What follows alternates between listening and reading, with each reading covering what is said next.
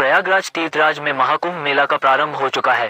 पूरे भारतवर्ष और दुनिया के कोने कोने से विविध वेशभूषा और अपनी साधना में रत साधु संतों का आगमन हो रहा है। उन संतों के बीच संस्कृत भाषा के वेदांत विषय में 3 बार केंद्र सरकार से गोल्ड मेडल प्राप्त संत महात्मा का भी आगमन हुआ है। ये संत है महामंडलेश्वर श्री ऋषि भारती जी महाराज, जो गुजरात से आए हुए हैं। महामंडलेश्वर ऋषि भारती जी महाराज ने 2008 में पूरे भारत में प्रथम क्रमांक के साथ वेदांत विषय का अभ्यास पूर्ण करके वेदांताचार्य की उपाधि प्राप्त हुई है।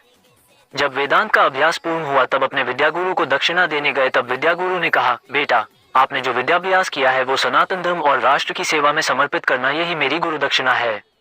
आज 42 वर्ष की आयु में 2008 से लगातार निष्काम भाव से अपने गुरुमूर्तियों के आशीर्वाद से UK, Singapore, Dubai, मस्कत, Mauritius, Nepal सहित विदेश में और भारत के कई राज्यों में परिभ्रमण करके सनातन धर्म का प्रचार प्रसार कर रहे हैं।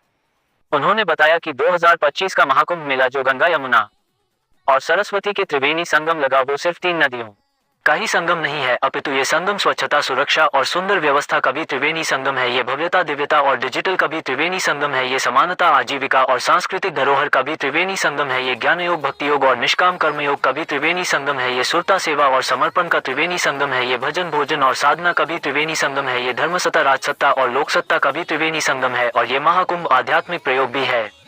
अंत में उन्होंने संदेश देते हुए कहा कि विश्व को अगर मैनेजमेंट का पाठ सीखना है तो यहाँ आकर देखना चाहिए। यहाँ इवेंट मैनेजमेंट, क्राउड मैनेजमेंट और सिक्योरिटी मैनेजमेंट कैसे किया जाता है, उनका ये प्रयोगात्मक उदाहरण है।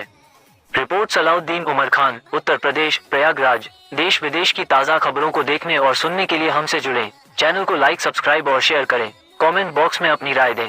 चैनल से जुड़ने व विज्ञापन के लिए हमसे संपर्क करें। हम यूट्यूब, फेसबुक, एक्स और व्हाट्सएप, टेलीग्राम पर उपलब्ध।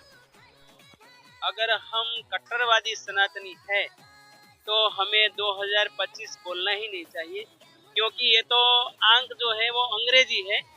इसलिए इनका उपयोग यूपी सरकार ने क्यों किया, वो एक सोचने, विचार करने की बात है।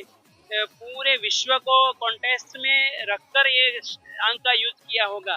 लेकिन फिर मैं कहता हूँ अगर हम कट्टरवादी है तो हमें 2081 शब्द, हमेरा जो विक्रम संवत लगता है वही लगाना चाहिए। हमारे संतों की ऐसी मानना है कि ये शब्द का यूज करें तो ही हम सच्चे सनातनी कहने के लायक हैं।